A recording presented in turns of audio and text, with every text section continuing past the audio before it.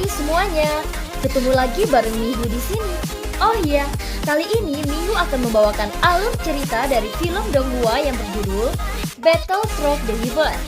Mihu mengingatkan sekali lagi ya bahwa konten ini full spoiler. Mari siapkan cemilannya dan mari kita mulai alur ceritanya. Melanjutkan dari cerita sebelumnya, Yao Tian sangat puas segera dia melirik para tetua dan berkata, "Kali ini muridku meminta sesuatu dan saya berharap para tetua untuk menyetujuinya," ucap Patriark Yao Tian. "Apa yang ingin diminta Xiaoyan kepada klan Yao?" tanya para tetua. "Permintaan murid saya kali ini adalah pil jiwa," ucap Patriark Yao Tian. Semua wajah penatua berkedut saat mendengar pil jiwa. Pil jiwa adalah salah satu harga klan Yao yang hanya tersisa 3. Leluhur mengatakan pada saat itu bahwa pil ini tidak boleh digunakan kecuali itu adalah jenius yang tidak ada bandingannya, ucap tetua kedua. Yao Ling sebagai jenius klan Yao juga memiliki perubahan ekspresi. Jika Xiaoyan mendapatkan pil jiwa, maka di masa depan dia akan kehilangan segalanya di klan Yao. Dia merasa Xiaoyan hanya bintang 4 dan dia berpikir bahwa Xiaoyan tidak lebih baik darinya. Patriark klan, Xiaoyan terkenal di daratan hanya karena ada yang mendukung dari belakang. Tentu saja itu bukan kemampuannya sendiri dan tidak bisa dibanggakan, bukan? Selain itu, Xiaoyan bukan berasal dari klan Yao dan dia mengambil keuntungan dari Patriark untuk mendapatkan harta klan. Dari sudut pandang saya, Xiaoyan hanya beberapa dekade setelah dia tiba di daratan Doudi. Bagaimana dia bisa membuat pil yang mampu memonopoli pasar pil kalau bukan bantuan di belakangnya? Sekarang kekuatan Xiaoyan hanya kaisar bintang 4 puncak kan? Adapun tingkat alkemisnya itu tidak akan luput untuk diprediksi, ucap Yao Ling. Begitu kata ini keluar, banyak orang memandang Xiaoyan dengan ragu. Zenny, Nan Erming, dan Ziying sangat kesal. Mereka ingin membantah tetapi ditahan oleh Xiaoyan. "Patriark, tolong maafkan ucapan saya. Saya akan percaya jika Xiaoyan bertarung dan mampu mengalahkan saya dalam pemurnian pil," ucap Yao Ling. "Saya juga ingin tahu metode pemurnian Xiaoyan," ucap Yao Meng, dan Yao Hui juga berbicara seolah-olah meremehkan bakat pemurnian Xiaoyan. "Tentu saja saya setuju dengan permintaan saudara Yao Ling. Saya Xiaoyan bukan orang yang mendapatkan hadiah tanpa bekerja. Karena ini masalahnya saya akan bertarung dengan saudara Yao Ling untuk mendapatkan pil jiwa. Selain itu, jika saya gagal dalam pemurnian, saya akan menyerahkan formula King Lin dan pil Kidara. Saya ingin tahu apakah ini cukup," ucap Xiaoyan. Ketika mendengar kata-kata Xiaoyan, senyum muncul di wajah ketiga tetua dan mereka setuju dengan cepat. Dia percaya bahwa Xiaoyan tidak akan mampu menang dalam pemurnian pil. Zenny, Nan Erming, dan Ziyin juga sedikit terkekeh menunjukkan cibiran tetapi masih tidak mengatakan apa-apa. Dalam hal ini Patriark Yao Tian mengikuti pendapat semua orang dan akhirnya angkat bicara. Seperti yang diharapkan semua orang, kebetulan Nona Zenny juga ada di sini. Dan dia bisa menjadi saksi, ucap Yao Tian. "Ini judi yang disebut bersedia bertaruh dan bersedia untuk kalah. Saya percaya sama Xiaoyan dan tentu saja saya tidak keberatan," ucap Zenny. Setelah beberapa saat, Xiaoyan dan Yao Ling berdiri di atas panggung kompetisi. Semua harus mematuhi aturan dan menggunakan kuali batu ini. Kuali ini terbuat dari esensi batu sedalam 10.000 meter di bawah tanah. Ini adalah kuali kelas 5 dan tidak mungkin mengalami kerusakan, ucap ketiga tetua klan Yao. Xiaoyan terlalu malas mendengarkan kata-kata tetua itu dan berkata, "Kapan pemurnian ini akan dimulai?" ucap Xiaoyan. Pertandingan pertama membuat pil kelas 5 tingkat atas yang bernama Lingdan. Di sini akan disediakan hanya sepasang bahan untuk memurnikan pil Lingdan. Jika bahan habis sebelum memurnikan Lingdan, maka Anda akan dianggap gagal, ucap ketiga tetua klan Yao. Yao Ling adalah alkemis pemurnian yang dekat dengan kelas 6. Dia memiliki kekuatan jiwa yang mendekati puncak kerajaan akhir dan api biru laut. Sedangkan Yao Meng dan Yao Hui alkemis pemurnian kelas 5 yang memiliki api binatang tingkat tinggi. Semua informasi ini yang dikatakan guru, gumam Xiaoyan. Xiaoyan diam untuk beberapa saat, akhirnya mulai bergerak. Tangan Xiaoyan terulur, segera api 3 warna dari 3 jenis api langit keluar. Segera itu membuat udara di sekitar tiba-tiba bergejolak di bawah pengaruh api 3 warna ini. Ketika nyala api 3 warna keluar, api yang dikeluarkan Yaoling, Yaomeng, dan Yaohui tiba-tiba menyusut. Tampaknya energi yang tidak terlihat menekan nyala api tersebut. Yaoling yang awalnya meremehkan Xiaoyan sekarang meringkuk dan menatap Xiaoyan dengan ekspresi yang aneh. Bahkan orang-orang yang menonton Xiaoyan sangat terkejut melihat adegan ini. Bagaimana bisa Xiaoyan memiliki api langit yang berkualitas tinggi? Di udara, ketiga tetua terkejut tidak percaya bahwa Xiaoyan memiliki api langit kelas tinggi. Melihat situasi ini, wajah penatua kedua sangat suram. Dia tidak percaya apa yang dilihat di depan matanya. Di sisi lain, Xiaoyan mulai memasukkan semua bahan pil dengan pengendalian api yang luar biasa. Bahan pil dengan cepat mencair. Mata semua orang tampak tidak bisa percaya. Penyempurnaan pil kelas 5 dapat mengekstraksi semua bahan pil pada saat yang sama. Kemampuan kontrol yang sangat tinggi. Dan kemampuan kontrol ini telah melampaui tingkat 5. Mungkinkah Xiaoyan sudah melebihi kelas 5? Ucap para penatua klan Yao. Pada saat ini Yaoling telah berhasil memperbaiki beberapa bahan obat. Cairan seperti kristal menetes dan aroma pil meresap di sekitar panggung pemurnian. Setelah itu Yaoling melirik Xiaoyan. Adegan Xiaoyan memurnikan semua bahan obat sekaligus membuat jantungnya dalam keterkejutan. Yaoming, Yaohui mulai merasa sedikit ada yang salah. Mereka melihat ke samping dan wajahnya tiba-tiba tenggelam. Mereka melihat banyak bahan pil yang ditempatkan pada kuali batu. Pandangannya mengarah ke Xiaoyan, samar-samar ada jejak kekaguman di hatinya. Ketidakberdayaan jenius adalah bertemu dengan seorang jenius yang tak ada bandingannya. Ucap Zenny di samping platform.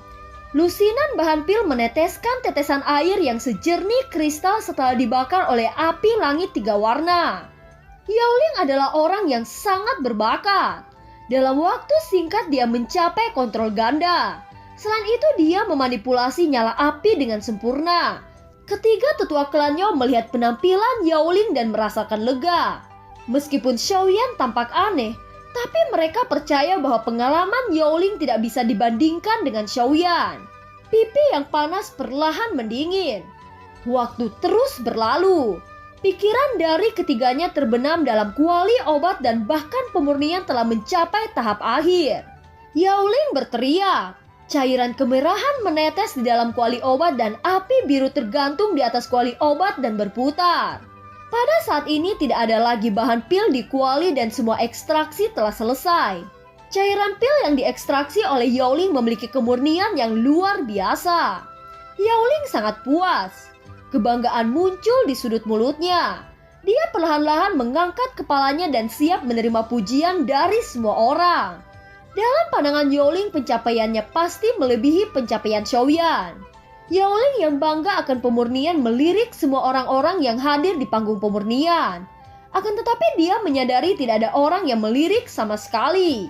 Yaoling menemukan mata semua orang jatuh ke arah berlawanan dengan dirinya. Mengikuti arah mata semua orang, ternyata mereka memandang Xiaoyan. Yaoling melihat di sisi Xiaoyan ada cairan halus dan cairan itu hilang secara misterius. Kemana cairan itu pergi? Gumam Yaoling. Pada saat ini langit muncul beberapa cahaya warna meskipun itu sangat kecil. Yaoling yang melihat cahaya itu membuka mata lebar-lebar. Segera dia memandang di sekitar tubuh Xiaoyan dan akhirnya pupilnya menyusut. Dia menemukan cairan berbentuk bola transparan di sekitar tubuh Xiaoyan. Transparan ini menunjukkan bahwa itu sangat murni dan telah melampaui peringkat pertama kelas 6. Bagaimana ini mungkin? Ucap Yaoling. Waktu berlalu dengan cepat. Pada saat ini Yaomeng berhasil memurnikan pil kelas 5 puncak. Dan itu adalah keberhasilan penyulingan pertamanya. Mereka mengkonfirmasi dari kekuatan pil petir bahwa ini adalah pil puncak 5 biasa. Tidak lama setelah itu pil petir menyambar dengan keras bersama aura yang terpancar dari pil petir membuat para tetua terkejut. Sebenarnya Yaoling mampu memurnikan pil kelas 5 puncak, Dapat dikatakan bahwa ini dekat dengan pil kelas 6. Yaoling memang jenius klan Yao, ucap ketiga tetua klan Yao. Wajah ketiga tetua dipenuhi dengan kebanggaan dengan prestasi Yaoling. Mereka berpikir bahwa Yaoling telah memberikan kemenangan kepada mereka. Melihat kepercayaan diri Yaoling dan tiga tetua, Xiaoyan tiba-tiba tertawa. Kekuatan jiwa yang agung keluar dari tubuh Xiaoyan, kemudian kekuatan jiwa disuntikan dalam penggabungan pil. Dengan masuknya kekuatan jiwa, kecepatan fusi sangat menakjubkan dan itu berputar dengan kecepatan tinggi dalam api 3 warna. Merasakan aura yang terpancar dari cairan pil itu, Yaoling dan ketiga tetua klan Yao tiba-tiba menegang. Sudut mulutnya berkedut saat menatap Xiaoyan. Ternyata kekuatan jiwa Xiaoyan berada di puncak kaisar kelas 6. Bagaimana ini mungkin? Ucap ketiga tetua itu. Para tetua melirik Patriark Yao Tian yang berdiri di depan dan berkata, tidak heran Patriark menjadikannya murid. Ternyata orang itu memang sangat luar biasa, ucap para tetua. Di sisi lain di atas panggung, Xiaoyan sudah menggabungkan cairan pil dan berangsur-angsur mengeras. Di atas kepala Xiaoyan awan petir mulai terbentuk dan itu menyebar luas. Para alkemis yang merasakan kengerian dari pil petir itu membuat keringat dingin menetes dari kening mereka. Dengan cepat mereka melangkah mundur. Dibandingkan dengan wajah semua orang, Patriark Yao Tian sangat senang sehingga dia tidak bisa menutup mulut. Segera dia terbang untuk menghentikan pil petir. Sebelum Yao Tian menuju pil petir, suara Xiaoyan terdengar. Guru, biarkan murid ini yang menahan pil petir, ucap Xiaoyan. Segera penguasa Suan Api muncul di tangannya. Sungguh pemuda yang pemberani. Pil petir ini jelas sangat kuat, bahkan Kaisar Bintang 5 akan terluka parah. Namun dia sebenarnya ingin menahan pil petir ini sendirian. Pemuda yang tidak tahu batas kekuatannya sendiri, gumam ketiga tetua itu. Xiaoyan menatap petir yang menggantung di udara dan cahaya menyilaukan keluar dari penguasa Suan Api. Api berkobar-kobar di tubuh penguasa Suan Api dengan sangat indah. Setelah itu petir menyambar tanpa peringatan dan Xiaoyan dengan cepat mengayunkan penguasa Suan Api. Di bawah tekanan kedua kekuatan yang mengerikan itu, area sekitar klan Yao bergetar hebat. Di mata keheranan semua orang, petir emas yang bertabrakan dengan penguasa Suan Api menyebar dan menghilang. Awan gelap yang berada di atas kediaman klan Yao berangsur-angsur menghilang. Semua mata melihat Xiaoyan dengan keheranan. Tidak hanya Xiaoyan luar biasa dalam penyulingan, bahkan dia sebenarnya mengatasi petir emas yang mengerikan seperti itu. Hanya saja berapa tingkat alkemis Xiaoyan itu? Bahkan alkemis tingkat 5 kaisar tidak akan bisa menimbulkan pil petir emas. Mungkinkah bahwa Xiaoyan sebenarnya alkemis tingkat 6? Penatua klan Yao saling bertukar pandang dengan ekspresi yang kering. Mata orang-orang dipenuhi kekaguman saat melihat Xiaoyan. Wajah Zenin, Nan Erming, dan Ziyin benar-benar dipenuhi kegembiraan. Tiga penatua itu muram dan mendesah lemah saat mengangkat tangan kanan mereka dan berkata, "Saya mengumumkan bahwa Xiaoyan memenangkan ujian ini," ucap tiga penatua klan Yao. Mereka menundukkan kepala dan ketidakberdayaan terpancar dari wajah mereka. Yao Tian yang melihat ini tersenyum puas dengan apa yang telah ditunjukkan Xiaoyan. Dengan begini seharusnya tidak ada lagi yang menentang Xiaoyan, ucap Patriark Yao Tian. Yaoling sebagai seorang jenius di klan Yao, dia tidak rela kehilangan wajah di depan semua orang. Segera dia dengan enggan berteriak, "Saya tidak setuju. Ini pasti ada yang salah," teriak Yaoling. "Apakah masih pantas kamu berkata seperti itu? Apa yang membuatmu tidak setuju?" ucap Patriark Yao Tian dengan dingin. "Aku ingin bertanding sekali lagi dengan Xiaoyan," ucap Yaoling. "Satu pertandingan lagi?" Semua orang tercengang, bagaimana mungkin dia meminta pertandingan ulang. Dilihat dari kemampuan pemurnian Xiaoyan, bukankah itu sama dengan bunuh diri? Ucap orang-orang di kerumunan. Ketika Yao Tian mendengar kata-kata Yaoling, dia segera berbicara. "Aku bisa memberikanmu kesempatan, tetapi pertandingan bukan lagi memurnikan pil. Kita akan membandingkan keduanya dengan memasuki kuil hati. Jika di antara kalian mampu keluar lebih dulu, dialah pemenangnya. Ucap Yao Tian. Patriark, jika seseorang dengan pikiran yang tidak stabil memasuki kuil hati, maka mereka akan mudah tersesat. Mengapa Anda meminta pertandingan seperti itu? Tanya para tetua. Terkadang untuk sesuatu pencapaian harus ada resiko yang harus dilalui. Untuk kali ini kita harus melihat dan mempercayai mereka. Ucap Yao Tian. Soyan juga sedikit terkejut dengan tantangan itu. Jika dia mendapatkan kekuatan sisa jiwa dari kuil hati, maka kekuatan jiwanya akan berkembang pesat. Memikirkan hal ini, Soyan menjadi bersemangat. Segera Soyan berkata, "Apa yang dikatakan guru memang benar. Jika saya hanya bertanding kekuatan bertarung atau kekuatan pemurnian, itu tidak adil bagi saudara Yaoling. Saya juga ingin tahu seperti apa kuil hati klan Yao yang dikatakan bisa meningkatkan kekuatan jiwa." Ucap Xiaoyan. Mendengar kata-kata arogan Xiaoyan, Yaoling sangat marah. Dengan cepat dia berkata, "Baiklah, aku mengikuti pendapat Patriark." Ucap Yaoling. "Patriark, kuil hati memiliki tanda jiwa dari banyak pendahulu klan Yao. Mereka yang bukan klan Yao tidak diizinkan masuk, bukan? Mohon Patriark berpikir 2 kali." Ucap pendatua ketiga. Tetua itu jelas mengerti dengan Patriark mengizinkan Xiaoyan memasuki kuil hati itu sama dengan memberikan warisan leluhur klan Yao. Tetua ketiga, tampaknya sejak awal Anda menganggap Xiaoyan sebagai orang luar. Apa Anda masih meragukan status Xiaoyan di klan Yao ini? Ucap Yao Tian dengan nada marah. Mendengar kata-kata keras Yao Tian, tetua ketiga menundukkan kepalanya. Zenny melirik orang-orang di sekitar dan berkata, "Anda tahu bahwa Xiaoyan memenangkan kompetisi sebelumnya. Namun mengapa masih ada pertandingan kedua?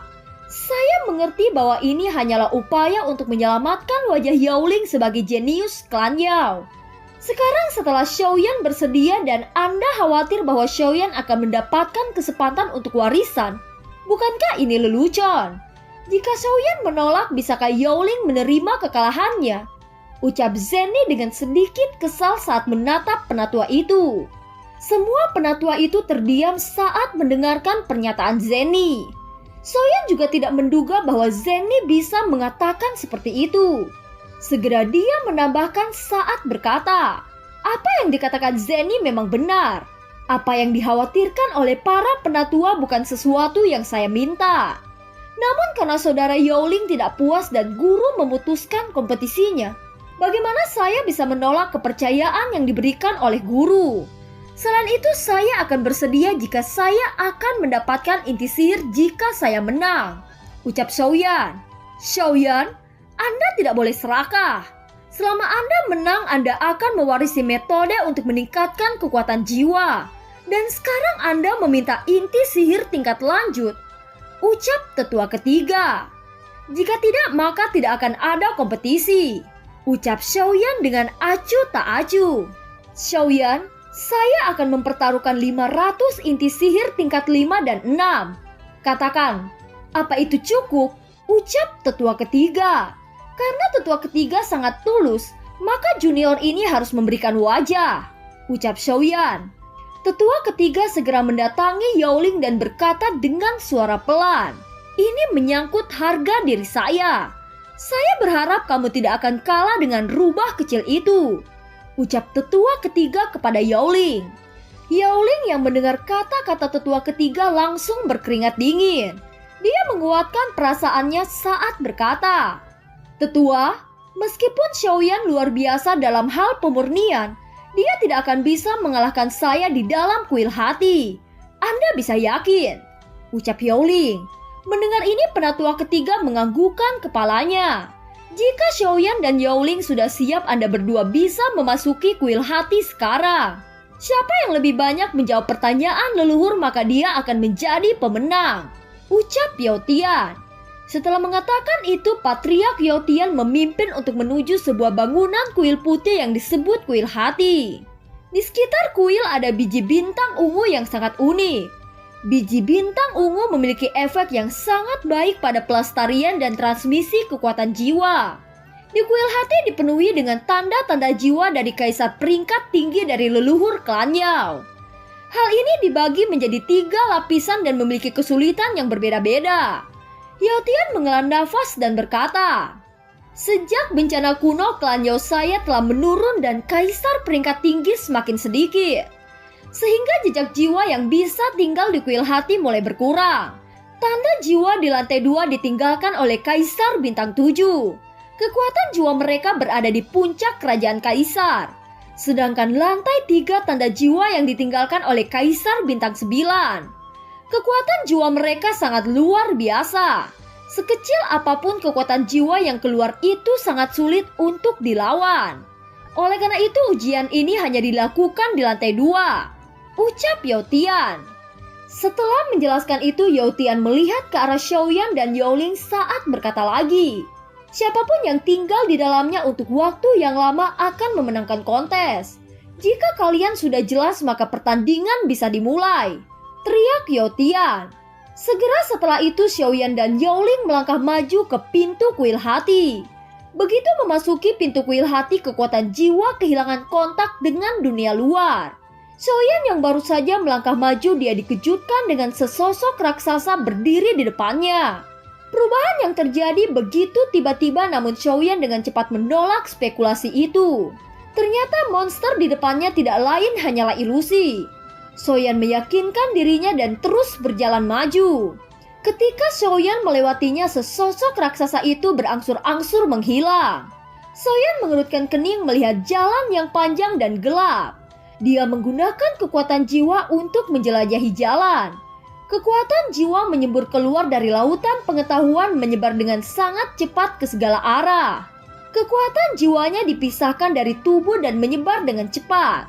Setelah menemukan rute yang tepat, Xiaoyan terus menyelusuri jalan dan akhirnya dia menemukan monumen batu. Ketika kekuatan jiwa Xiaoyan akan ditarik, 5 jiwa melonjak dengan cepat. Mereka seperti 5 kabut hitam gelap yang memasuki jiwa Xiaoyan.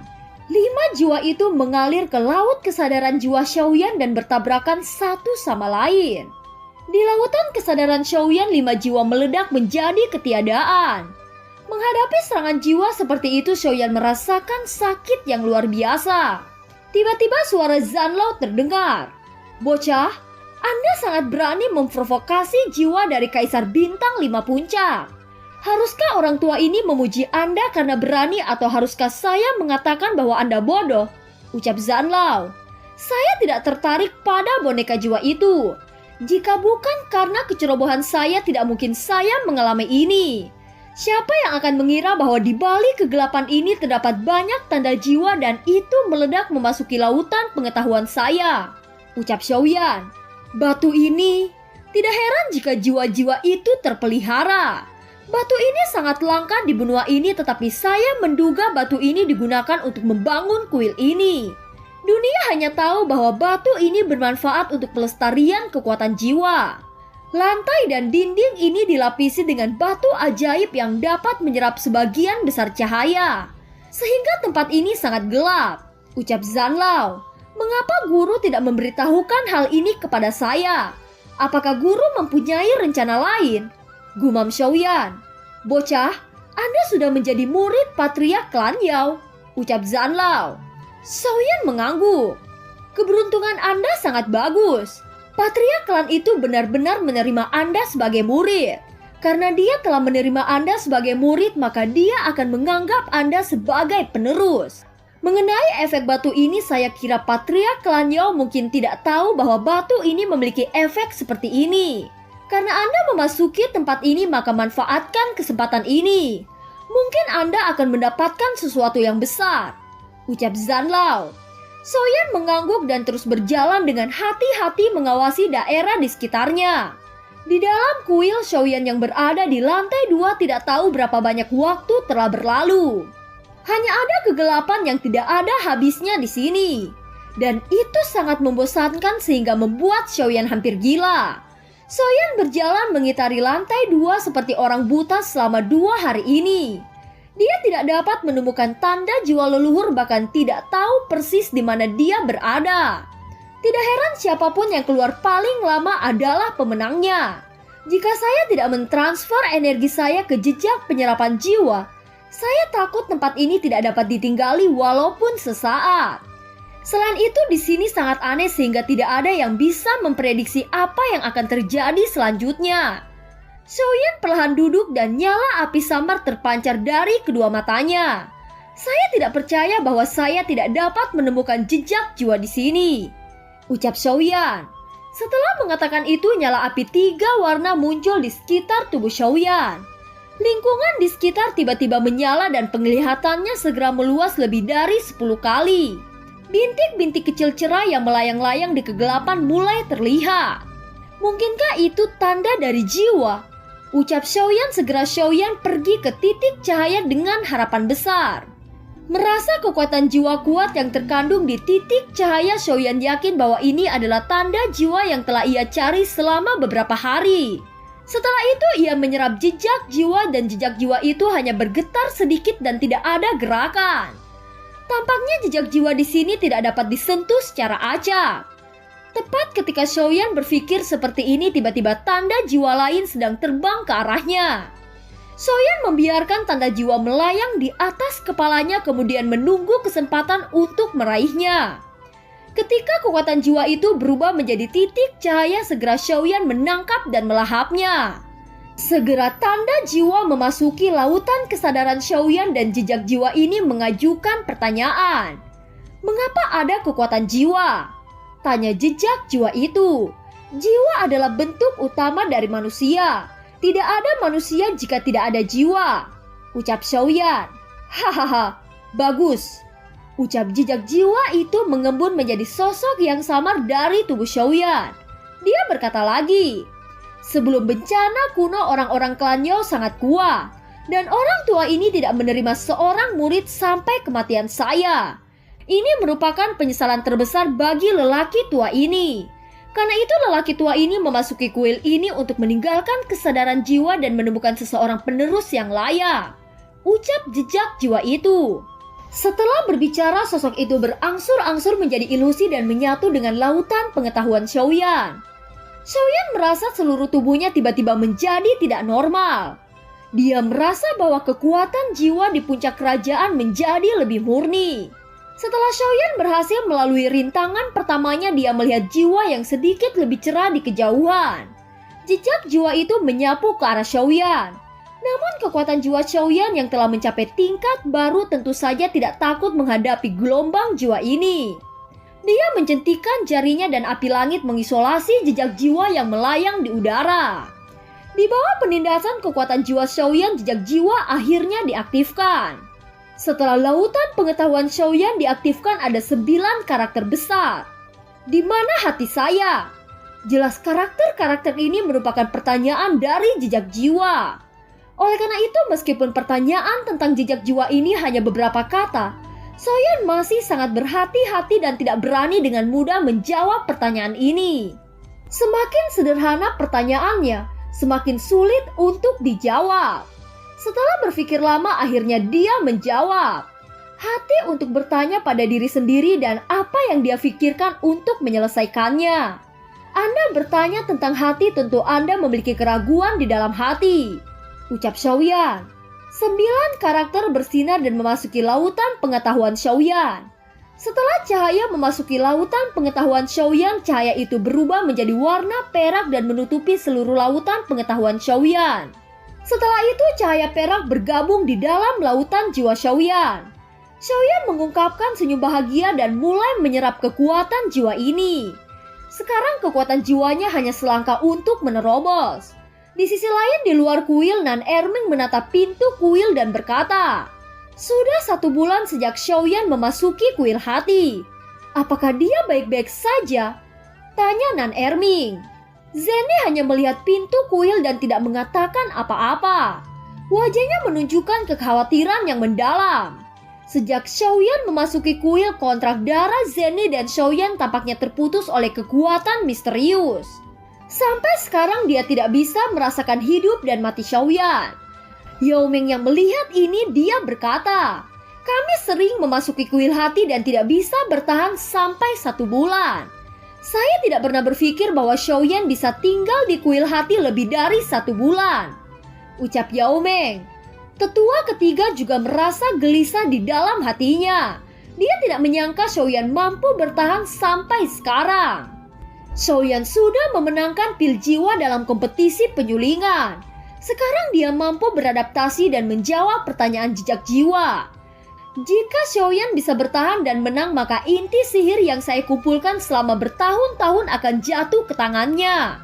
Xiaoyan tidak boleh menang, ucap dalam hati penatua ketiga. Yao Tian menatap dengan tenang pintu kuil dan selalu percaya bahwa Xiaoyan bisa mampu bertahan. Nona Zenny tidak perlu khawatir. Saya sudah melihat bahwa Xiaoyan baik-baik saja, ucap Yao Tian. Mendengar ini, Zenny segera menoleh ke Yao Tian untuk bertanya. "Bagaimana Patriark bisa tahu?" tanya Zenny. Yao Tian sangat tenang dan menunjuk dengan tongkat kayu di tangannya. Dia berkata, "Lihatlah rune khusus di dinding luar kuali hati ini," ucap Yao Tian. Setelah mendengar kata-kata Yao Tian, mereka bertiga melihat rune di dinding luar. Saat melihat lebih dekat, mereka menemukan bahwa setiap lapisan pola memiliki 3 rune yang berbeda. Di mana rune paling kiri pada lapisan kedua memiliki 2 titik yang agak terang. Ketiga rune ini mewakili situasi di dalam kuil. Rune paling kiri mewakili jumlah orang yang memasuki lantai. Dengan bersinarnya titik ini, itu sudah membuktikan bahwa Xiaoyan baik-baik saja. Rune di tengah adalah penindasan jiwa. Jika ada titik cahaya di dalamnya, berarti seseorang di dalamnya telah ditindas. Namun situasi semacam ini masih relatif jarang. Kecuali jika mereka tidak dapat melakukan apapun untuk menentang sedikit demi sedikit. Atau pertahanan jiwa mereka terlalu lemah untuk menanggung dampak dari jejak jiwa. Sedangkan untuk yang paling kanan itu berarti terjebak. Jika lampu menyala, itu berarti seseorang terluka parah oleh jejak jiwa. Yang lebih ringan dapat disembuhkan dengan pil, sedangkan yang serius atau jiwa rusak akan berakibat fatal. Karena tidak ada cahaya di tengah, saya bisa memastikan Xiaoyan dan Yaoling baik-baik saja sekarang, ucap Patriark Yao Tian. "Berapa lama Xiaoyan bisa bertahan?" tanya Ziying. "Hahaha, Anda menanyakan hal itu lalu saya harus bertanya kepada siapa? Berapa banyak waktu yang bisa didukung itu tergantung pada kekuatan dan takdir," ucap Patriark Yao Tian tampak percaya diri dengan keselamatan Xiaoyan dan Yaoling. Xin kembali ke dalam kuil hati. Tidak peduli bagaimana dunia luar diterangi oleh matahari terbit, namun kuil hati akan selalu gelap. Bagi Xiaoyan, harapan dalam kegelapan adalah jejak jiwa di bawah cahaya api langit. Dan kehangatan adalah kekuatan jiwa yang diserap setelah memecahkan pertanyaan. Setelah beristirahat sebentar, Xiaoyan menggerakkan tubuhnya yang lelah dan memulai cara mencari jejak jiwa lagi. "Saya bertanya-tanya, kemana sebenarnya Yaoling berada? Kenapa sejauh ini saya tidak merasakan keberadaannya?" ucap Xiaoyan sedikit menyipir. Tampaknya semua orang yang memasuki kuil hati akan datang ke ruangannya sendiri. Hanya dengan cara ini dapat menjelaskan mengapa Yaoling menghilang setelah dia masuk. Namun meskipun orang terisolasi, jejak jiwa di kuil dapat melewati setiap ruang dimensi. Faktanya dugaan Xiaoyan sepenuhnya benar. Setelah menyerap kekuatan jiwa yang tersisa dari beberapa jejak jiwa, Xiaoyan menemukan bahwa kekuatan jiwa dari puncak kerajaannya telah didorong kembali. Perlu dikatakan bahwa butuh beberapa ratusan tahun untuk menerobos puncak kerajaan Kaisar. Tetapi Xiaoyan saat ini telah mencapai kerajaan Kaisar puncak hanya dalam beberapa bulan di kuil hati. Kecepatan ini cukup mengejutkan. Meskipun ini adalah kesempatan terbaik untuk memaksimalkan peningkatan kekuatan jiwa dari kuil hati klan Yao, itu tidak berarti bahwa siapapun dapat bertahan selama 3 bulan di kuil hati ini. Bahkan jenius muda klan Yao sendiri tidak ada yang mampu bertahan selama 3 bulan. Setelah istirahat yang tenang, tubuh Xiaoyan yang lemah memiliki vitalitas baru. Dia memandang lantai 2 dari aula yang gelap tanpa akhir ini. Sekarang setelah jiwanya mencapai puncak kerajaan Kaisar, tidak akan efektif lagi untuk menyerap jejak jiwa di lantai 2. Soyeon berpikir untuk sementara waktu. Jika dia pergi begitu saja, tidak ada yang menjamin bahwa dia sudah memenangkan kontes.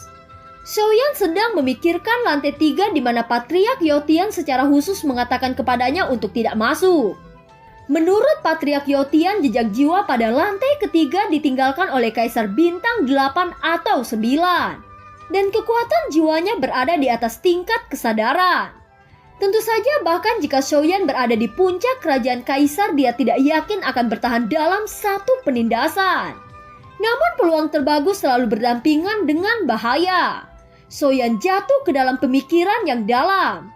Sementara Soyeon sedang berpikir keras, sosok Yaoling yang berada di dimensi lain lantai 2 kuil hati ia tampak sangat menyedihkan. Dia berbaring ke tanah di depan pintu lantai 2 dengan rambutnya acak-acakan dan wajahnya berlumuran darah. Bahkan dia hampir tidak bisa mendukung untuk membuka matanya. Yaoling hanya bisa mendukung sedikit lebih dari 2 bulan. Tetapi kali ini dia bahkan mendukungnya selama hampir 3 bulan. Dia tidak ingin bahwa dia akan dikalahkan oleh Soyeon di kuil hati ini. Meskipun ia sangat bekerja keras selama hampir 3 bulan ini, dia hanya menyerap beberapa jejak jiwa dari kekuatan jiwa kerajaan akhir. Bukannya dia tidak ingin menyerap sedikit lebih banyak, tetapi dia tidak bisa menyerapnya karena dia hanya kekuatan jiwa dari kerajaan kaisar awal. Tetapi ini sangat memuaskan bagi Yaoling karena ia telah memecahkan rekor sebelumnya di kuil hati. Dia bahkan merasakan bahwa Soyeon memasuki kuil hati untuk pertama kalinya tidak akan mencapai hasil yang sama seperti dia. Bahkan jika sekarang dia keluar dari kuil hati, dia yakin bahwa dia sudah menang. Memikirkan hal ini, Yaoling merasa sangat bahagia dan tawanya menggema di ruang ini. Hahaha, Soyeon, tidak peduli seberapa kuat Anda tidak seakrab saya di tempat ini. Saya khawatir Anda sudah mati di tempat ini. Saya ingin tahu bagaimana cara Anda bisa memenangkan pertandingan ini, ucap Yaoling. Yaoling menjadi semakin bersemangat untuk memikirkannya. Segera dia menyeka darah di wajahnya dan berjuang untuk berdiri. Pada akhirnya dia menjadi gila dan dengan bersemangat bergegas keluar untuk menyambut kerumunan. Setelah beberapa saat setelah Yaoling mendorong pintu, Soyeon juga bergerak. Dan film pun berakhir.